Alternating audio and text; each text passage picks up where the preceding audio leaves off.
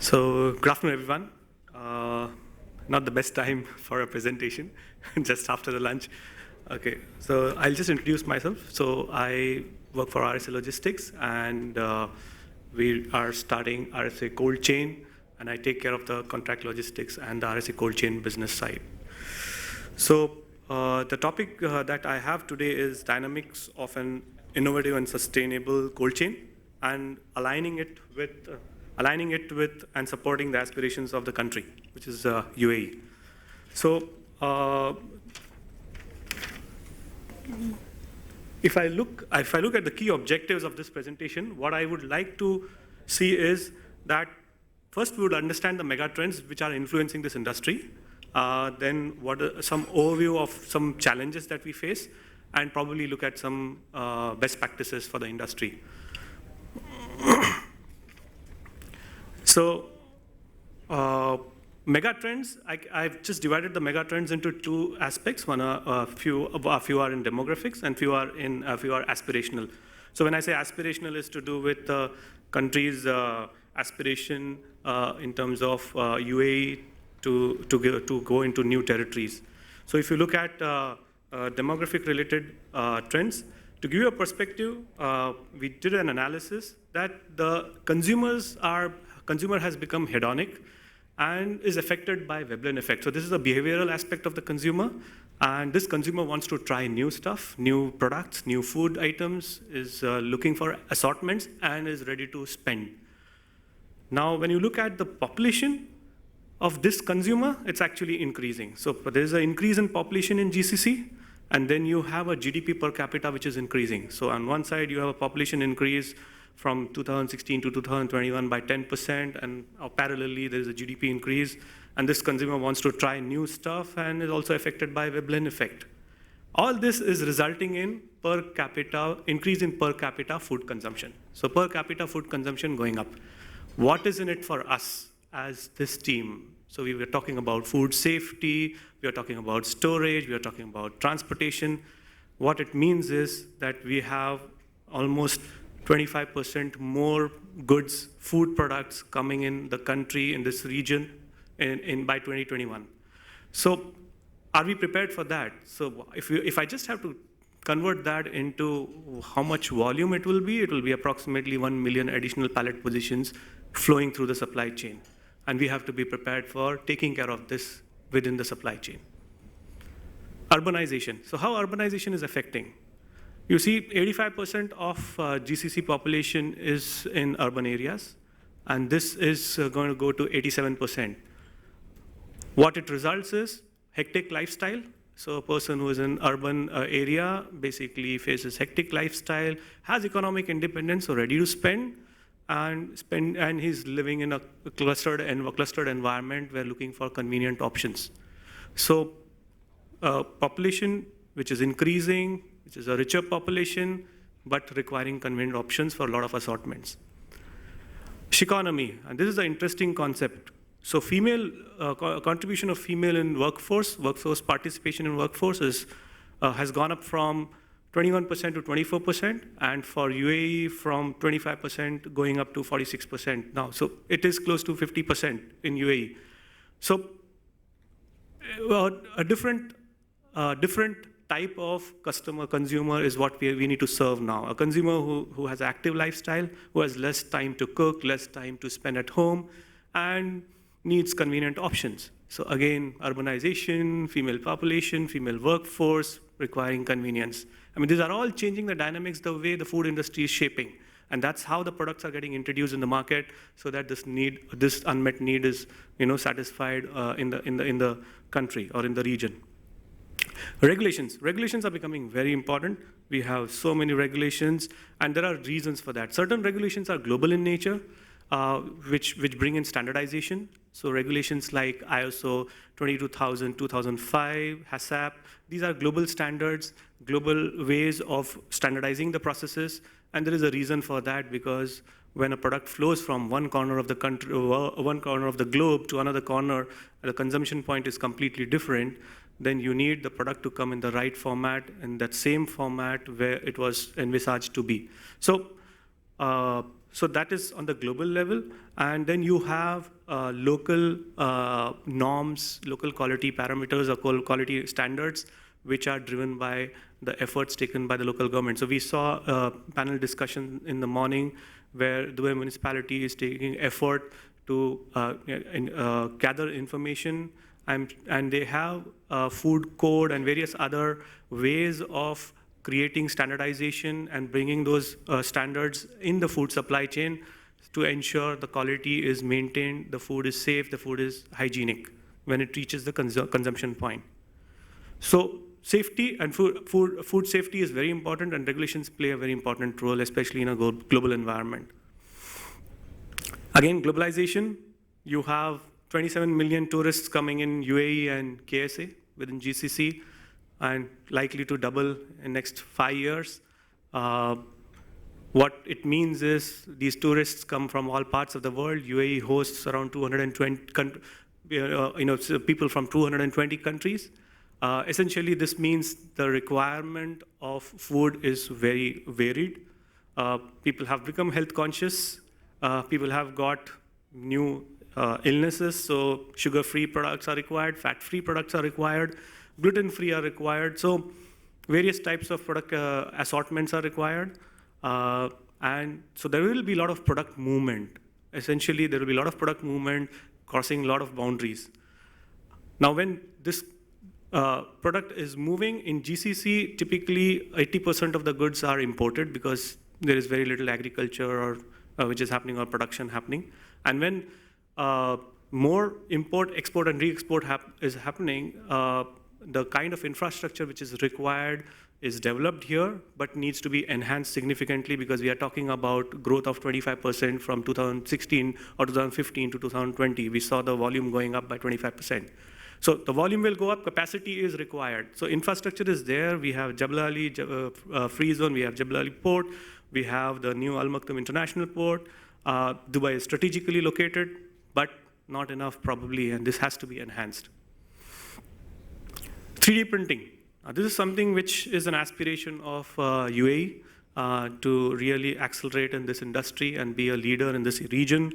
What basically 3D printing is changing the landscape of supply chain, and the way it's going to happen is the manufacturing lead time is going to come down. Similarly, product life cycle is going to come down. So from design to market, the time period is going to be very short. Customers' demand would keep changing at very short periods. So customers would want to have customized products depending on their requirement, which are changing.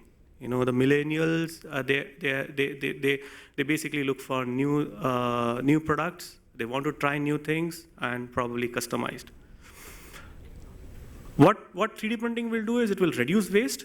And of course, logistics will be done in a very different way where the bulk storage will happen, but there will be postponement logistics where the production will be at the last leg, where the customer wants the way they want, in the form they want, and that can be done at the end of logistics cycle. How is this industry going to shape up? Currently 4.2 billion, very small globally, and it's going to go to 10 billion. And there is one article where McKinsey is estimating that it will be $400 billion by 2025. I mean, that's a little ambitious, but still there will be growth, and it is growing very fast. And UAE has an aspiration to basically have $2 billion worth of products basically manufactured through 3D printing technology, especially in the areas of consumer products, household items, medical devices, external medical devices, and some of the construction material. So 3D printing can actually bring down the cost by 50 to 90%, especially for the customized items, as I mentioned, because you have very less wastage. Plus the inventory is at bulk level and less assortments. When it gets mixed, you can create a customized product. So for those kind of products, slow-moving or custom products, the inventory can be very low, and that's how the cost comes down. So the idea is basically today you can place an order on your phone. You want a customized pizza. You give a design. You take a photograph of something and you say, I want the pizza like this. And it just goes to a computer screen. An AutoCAD drawing is created. From there, it goes to a printer. And from there, basically, it comes to a plate. So that's how it works. Halal industry. Now, this industry is currently 1.17 trillion globally, and going to go to around 1.9 trillion by 2021. A CAGR of 9%, which is quite a good growth potential that we see. And UAE has an aspiration to develop itself as an halal hub. So it gives us a good opportunity to look at this area. And it's just from a cold chain perspective, food chain perspective, there is a lot of work that needs to go when you're basically serving this industry. So just to give a perspective, there needs to be halal parks created and which support the reprocessing and repackaging of this material. There has to be innovation in terms of how the goods can be moved from different countries like Malaysia, Indonesia, and then cross-docked in UAE in a very quick turnaround time, so the freshness is maintained and then goes to other nations, the consumption point, maybe in Africa or MENA region. And Dubai can basically create it, be part of that halal corridor in between as a conduit. Most important is having a standardized procedure, which is a unified system. So what I mean by unified system is the consumer of halal products, wherever they are globally, the norms are same, from a consumption point of view. So the way the food is cut and various other parameters, it's same, it's standardized. But the same standards have to be maintained in the complete supply chain and from the sourcing point to the end point. So from that perspective, very important to see how this industry is served, and that unified system is created. Food waste management, we had a discussion, and I just want to reiterate on that 40% of the food prepared in UAE is wasted, which is close to $3.6 billion and close to 1% of UAE GDP, which is not a small number. So technically, whatever we are doing in this economy, 1% is just wasted, and we are well aware about that. If you save that, it's technically adding to the growth or efficiency of the country. And UAE is ranked among the top 10 nations in terms of per capita waste generated. Just want to share some quick facts about food wastage globally. So 1/3 of the food produced globally is wasted. So from that perspective, UAE is in line with what is happening, so 40%. But still 1/3 is wasted. From waste food, there's methane which is generated, and that is 25% more damaging when compared to CO2. So you can see how much we are damaging the environment. And the waste generated is close to 3.3 billion ton. Basically, this waste is generating 3.3 billion ton of greenhouse gases. And if you just have to equate that to country, then it's just behind China and US. So basically, third largest country in terms of greenhouse gases. 25% of the calories which are intended to be consumed are not being consumed, so they are actually wasted.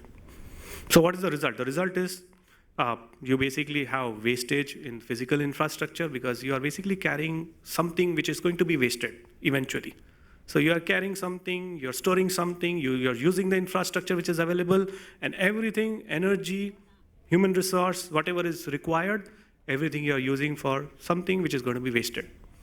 So eventually, there is an increase in cost. So if 10% of food is wasted, 40% of the food is wasted in UAE, technically we are paying for that from somewhere or the other. As consumers, we are paying for it.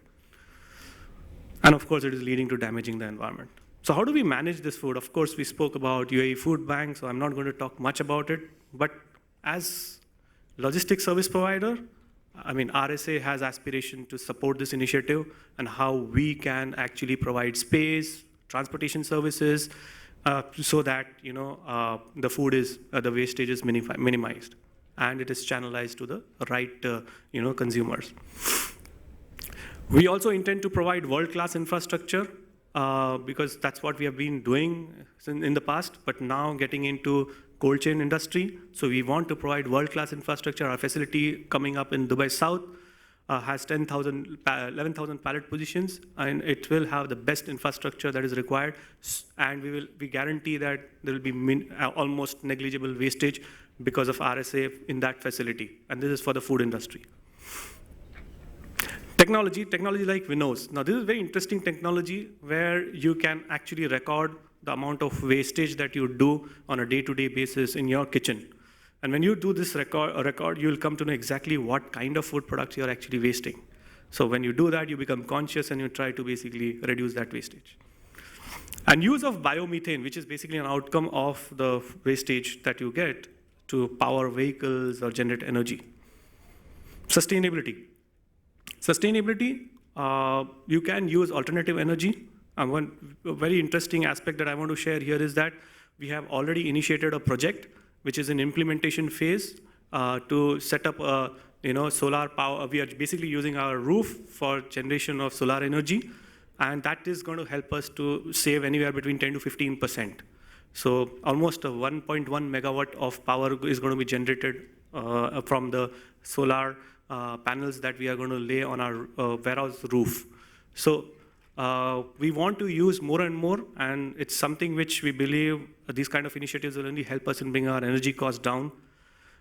Use of ammonia-based air conditioning chiller plants, basically, again, this is something which we have already used in our cold chain facility. So the initial cost is high, but the ROI is typically 1 year. So you basically spend upfront more, but within a year you recover that cost, and then after that it is only savings. So more efficient way of doing air conditioning. And this is also in line with what the aspiration of UAE is, in 75% of Emirates energy through clean energy sources. This is what is the aspiration of UAE, clean energy strategy. By 2050, this is the target that they have put for themselves, and we will contribute to that. Interesting point that we need to focus on is, okay, we are able to generate energy from solar or alternative sources, but how do we preserve this energy so that it can be used later? And this one example comes to my mind is Tesla, where a car can actually go in one charge for 400 kilometers. Now, we need more breakthrough technology in energy storage side. So what are the challenges? The typical challenges in the food supply chain, preserving the adequate storage and handling conditions, so temperature, quality, hygiene factor, ensuring the records are in place whenever the records are required. In food supply chain, you can't have a doubt. You cannot have ambiguous scope of work. You have to be very clear in terms of expectation. Your quality agreements, your KPIs, your performance parameters should be very clear and should be in place. So one is having the scope of work very clear, quality agreements in place, SOPs in place, KPIs in place. And then apart from that, once you have all this in place, when the operations are running, you need to have the records for what you're doing. And this preservation of records can be in hard copy format or soft format, as we had a discussion earlier when we were talking about the Dubai Municipalities initiative. So those kind of records are very important, especially in the food industry. And of course, the integrity has to be maintained throughout the supply chain when it comes to visibility of inventory, batch level, and with product expiry, so that counterfeiting is prevented and temperature excursions can be avoided. Some best practices in cold chain industry. One is definitely that comes to our mind is outsourcing. Outsourcing is very important. If you look at the food chain, food value chain, farm to fork, you see the core activities of producing the raw material, then processing, and then creating the final end product for the consumer, and then of course marketing in the best possible way. Now, of course, there is a retail channel in the end, but the non-core activity of logistics is something which we feel should be outsourced, and we very openly go to our consumers, customers, our clients, and tell them that don't focus on logistics activity, because that is something which we will end up wasting a lot of time. We need to support this industry in meeting the demand from 48 million metric tons to 59 million metric tons. And this is only possible if there are teams who take care of what they are supposed to take care. So the manufacturers and the producers take care of what they're supposed to do, and logistics companies take care of the logistics and warehousing activity. So it's very important to focus on the core activity to meet that demand in the way it is required. So, and outsourcing, of course, helps in managing the costs well, the resources well, bringing innovations in those particular activities of warehousing and transportation. It should definitely be driven by articulated agreements and SOPs, scope of work documents, so that it is performance driven. Second is, of course, technology adoption. So temperature management, temperature monitoring devices should be in place in the sites wherever they are, as well as in transit, and the records are available real-time basis to the customers and quality managers so that they can validate, verify, and ensure that the products are reaching, reaching in the condition that they are supposed to reach in. Apart from that, waste management, I've already spoken, and this is just one example of a technology, but in future, there will be more technology how we manage our waste. 3D printing technology that needs to be, that will hit us at some point of time, and our supply chains or the cold chain environments should be prepared for it. Safety, a very important aspect within the supply chain. So you ensure that the safety records are in place, visibility is available to ensure that counterfeiting and those kind of activities are not happening. And of course, energy saving, where you use basic technologies like Sundome to high-end technologies like solar, and of course, creating biomethane out of the waste food that is generated. Last but not the least, we feel that regulatory compliance framework, a robust regulatory compliance framework is very important. And Dubai municipality or the authorities play a very important role in this as being the guide, coach, and to support the industry and guiding the industry. The initiative that we saw, which Dubai municipality is trying to implement, is something which will bring in behavioral change. So they actually act like a guide to the industry and channelize the way the industry should work. There are global standards which are available, like your HACCP certification and ISO 22000 certification, but these are global standards which will be followed, but an authority like Dubai municipality will always help in guiding. So this is just one example. There are certain documents which are given as guiding documents, like the food code, which help companies like us to implement certain initiatives and standardize the processes across. And of course, by having some awards or certifications, then the authorities can inspire organizations within the chain to basically enhance their quality that is in the food supply chain. So to summarize very quickly, so huge potential to grow 1 million incremental pallet positions, and with a consumer who is looking for a variety of food products within the supply chain. And 80% of the food being imported, so with globalization and tourism, a further enhancement of UAE's infrastructure is required to ensure that the requirements are met, as we see the numbers are showing, and we can clearly develop UAE as the trade hub. Because the food is crossing several boundaries, regulations and standardization. Regulations are very important so that the consumer is confident enough to consume that food, and he has the confidence in the entire system and in the food chain that the food is coming in the right quality that is supposed to be, the quality that is required. Halal food gives us a great opportunity, 9% CAGR, and Dubai being Dubai where it is, or UAE being UAE where it is, it becomes a conduit from the global supply market to the MENA consuming market. And of course, technology advancement will help in reducing food wastage. Breakthrough technologies can help in adoption for solar energy and other forms of energy to basically becoming more efficient, especially on the energy side. Key takeaways: outsourcing, very important. Focus on core activities, adopt to the new technology, and of course, have a robust regulatory and compliance framework. Thank you.